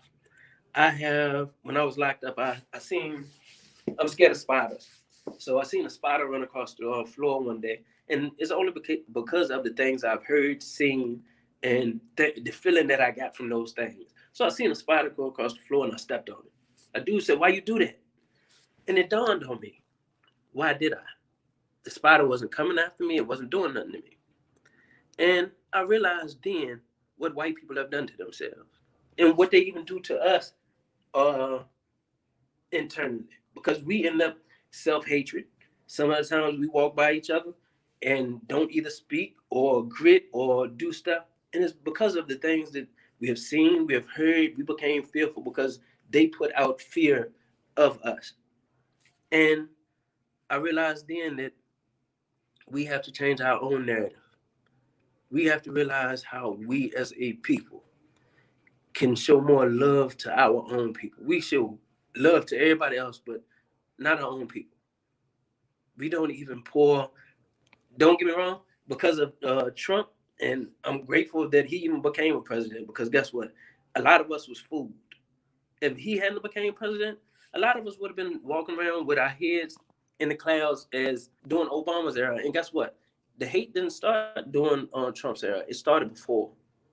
You seen police that was actually speaking, making racist remarks, whole police departments during Obama's era. This hate's been here. It's never went away. It was covert. It was never, it went from overt to covert back to overt. And look, for me, I'm proud. To be honest, you could have kept him in office another 4 more years, because guess what? Guess what happened during it? Black-owned businesses probably started getting more black money. It's things that we have not been taught to do. I'm pretty sure most of y'all have actually heard about what is it? White people's ice is colder than ours. The ice is the same. During Jim Crow, the only thing that happened is we have always been we was forced to have to buy their products, forced and mistreated. You can't go in the front of the store. You got to go in the back of the store and buy stuff. So when you remove the gate, what happens is I can go in your store and show you that I can do what I want to do. So I leave my whole community because I'm trying to show a point. When There's really no point to prove. We made more money in our own neighborhoods, like in Black Wall Street. There's not just one. There was many of them. In Raleigh, North Carolina, there was another one. There, if you look back, we are who we are, but we do it as a unit. And we've always been taught to be independent. That is a wrong train of thought. In it, we're not. I just seen Dr. Umar yesterday when he was talking to Tucker Carlson. He was speaking about how we are imports. We wasn't immigrants. Them people, anybody else that come over here is immigrants. We imports. And guess what? We're part of America. But we move as a unit, opposed to independently, we conquer. We do everything that we need to do. They said right now that African Americans spend $1.2 to $1.7 trillion a year last year. What does that mean? We're the biggest commodity that America has. Our entertainment, our money, the things that we spend, the things that we create. Look, can't nothing or nobody stop us if we move in as a unit. But as far as my book, as far as the art, look, it was given to me. God gave it to me. I'm just trying to be I guess a servant to the people. Not to everybody either. It's really to my people, because what actually brought the feeling to create it, I got tired of seeing African Americans killed at the hand of police. Yes, we kill each other. What communities don't kill each other? You can't name one. Even the animals in the animal kingdom kill each other. But when something comes outside of your group and kill you, it's wrong. So with me, I got tired of it. And I got tired of just everything. And this is what I got. This is what I came up with. And I am pushing it to the fullest. And once again, I am proud to be amongst three great authors.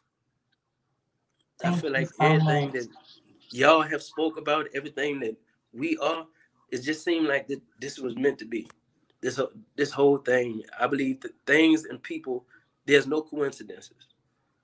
I agree. It's only destiny and fate. And this was our fate to be amongst each other and be a part of each other. And I'm honored. I'm honored that you wanted to be a part of this. When I saw the book hands down, I was like, wait, let me email him again. I want you on this, because I was trying to figure out how big I wanted this to be.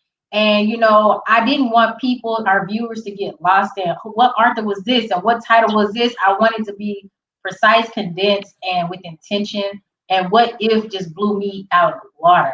And I didn't know what to expect. You just randomly text me or email me, and I was like, what is this? I clicked on the link. I was like, okay, all right, what if? I was like, is that a Black woman as the Statue of Liberty? So that, and now you've intrigued me. So now I'm reading, okay, so what's the summary of this book? What is this? What is this guy talking about? I was like, oh, he just don't care. Come on, I want you on the show. I loved it, because what you're doing it's so deep. What you're doing is you're going to reverse roles and recondition the mind. And that's profound what you're doing, just with images alone, just imagery. That's what we need. We need visuals. We need reference points of our real history. And so that we can transform and help redevelop people's way of thinking, because right now it's so distorted and it's so one-dimensional. We need to be able to look at all elements, and like you literally said, be able to walk in other people's shoes, because I guarantee you a lot of people would make it if they were Black in this country. It is a daily struggle, and that is not an understatement, guys. That's coming from people who make six figures and more. It's a struggle. It doesn't matter how much money you make. You just heard Mr. Carlos Walker say how much he made on just one of his checks. And and the fact of having to think about, I have to invest in myself. That lets you know that our race of people, we've endured a lot. We don't have the generational wealth that we deserve it more than anybody. We built the country on our backs, and this is something that has to be respected, hands down. If you're doing your research, you're doing what you need to do to find out the true history, then you already understand that you can't do anything but respect the grind, the grit, the tenacity, the will to continue to keep going despite everything that both men and women are faced with. Even the separation of family most profoundly has affected us deeply. But I want to thank you, Arthur Carlos Walker. You have an amazing story that I only can pray and that I know. I'm not going to just say I can only pray. I know that you will journey out and do public speaking to our children, to our youth, to our young adults, people who are confused. There's so many confused Black men right now on so many different levels because of their upbringing, their lack of support, the lack of just generational solitude. That's the best way I can summarize it. There's a lot of people who have parents who must work 12, 13 hours a day in order to keep a roof over their children's heads. And, I just read an article about a young Black lady who left her kids in the hotel that was sent to jail. And, I could see if this young lady was out partying, having a good time, but she was literally just trying to provide for her children. And see, these are the type of things that to me conflict me in this country, because I've seen other people get off the hook for literally eliminating their children, for lack of a better word, and no prison time. Can I say one thing? Sure. We know how to survive. We don't know how to live. White people live. We survive. This is what we have always done, and what we know.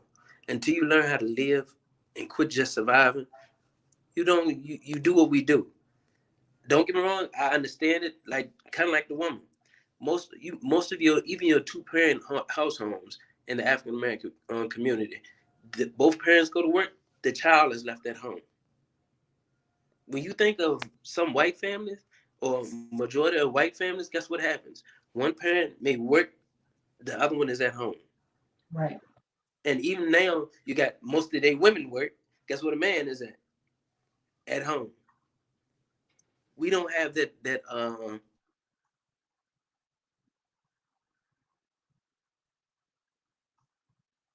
Just hold on tight, guys. We may be having some system issues right now.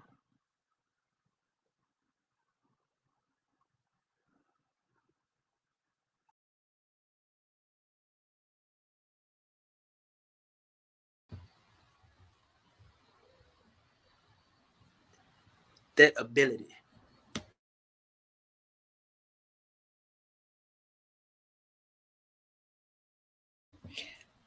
Okay, there you Sorry. go, Carlos. Go ahead. Yeah, We I'm not sure I hear you. got cut off. We're good. Unfortunately, I got to go back to work. But look, hey, I appreciate you and thank you once again for having me on here. Absolutely. Arthur Carlos Walker, guys, make sure you go grab his copy. We thank you. We'll be in touch with you as well. Did an amazing, amazing job. Guys, go check out his art on his website, walkersgallery.net. Go get that book, What If? Oh my goodness, I love it. It made me think about Planet of the Apes. You remember that movie and how the roles were reversed because we were doing all those tests on the monkeys, and then they took over the world. It was literally like that, and that was no pun intended. I was just using that as an analogy. But this guy, he's been through the mud. He has gone to prison and been released. And while he was in prison, he educated himself about his real history. And so now he has a newfound love for his people, and he now respects us, and he's not going to continue to poison the communities, because I don't think a lot of people realize that that those people that are involved in that type of lifestyle, you're not doing any benefit towards your community, and you're getting money temporarily, but you're overall poisoning the youth. You're overall poisoning the communities as a whole, and nobody's gaining. Nobody's benefiting from this. It's all self-destructing behavior. And so I'm really glad and I'm very happy and honored that Carlos Walker put that to light. He put it out there in the atmosphere, because sometimes we can say it as women, but it's not going to resonate like when a Black man says it to other Black men. So want to thank you, Arthur Carlos Walker, guys. And the fact that he was talking to us while at work, I just said everything to me. So without further ado, thank you, Miss Asia Carroll. You're the only one who stayed down with me. All the guys had to leave and go to work and do their projects and stuff. Absolutely, Queen. Always, always. I'm always here. We're a team. We're united. And I think that it shows our community that this is where we need to be. We need to unite. We need to support. Thank you for having me. Absolutely. And thank you so much to our listeners for the two that are still holding on throughout the entire show. This went on precisely 2 hours and 1 minute. And we hope that you guys walk away with some newfound knowledge, newfound respect and confidence. And be proud. Be proud to be African American. And for our listeners who are not African American, I really hope that you took away a different perspective on how we operate, how we think, what we feel. That's important for you guys to know. And I hope that you take this video and you share it, and you continue to share it, and your friends share it, so that we can create a domino effect of understanding, oneness, and unification, and understanding that race doesn't define how you respect someone or how you treat them. That has nothing to do with it. We are all one race, like the great Jane Elliott says, and we're so happy to have her on the show tomorrow. So, period. So we're gonna get into it. We're gonna hit her with some heavy hitting questions. It may get intense, but we want to have an open, transparent conversation. That's what we're all about here at Sisters Talk, and we want to see real progression in the communities, in the Black and Brown communities, and we want to see progression in the way our non-Black communities think and operate and respect people of minority races. Okay, so we want to thank you guys for tuning in to another virtual book tour. We'll see you again in the summertime with some fresh new authors, and I'm just gonna keep walking and running in my purpose. So I'll see you guys tomorrow, Asia and I, at 3 p.m. Central Standard Time for Miss Jane Elliott. Bye.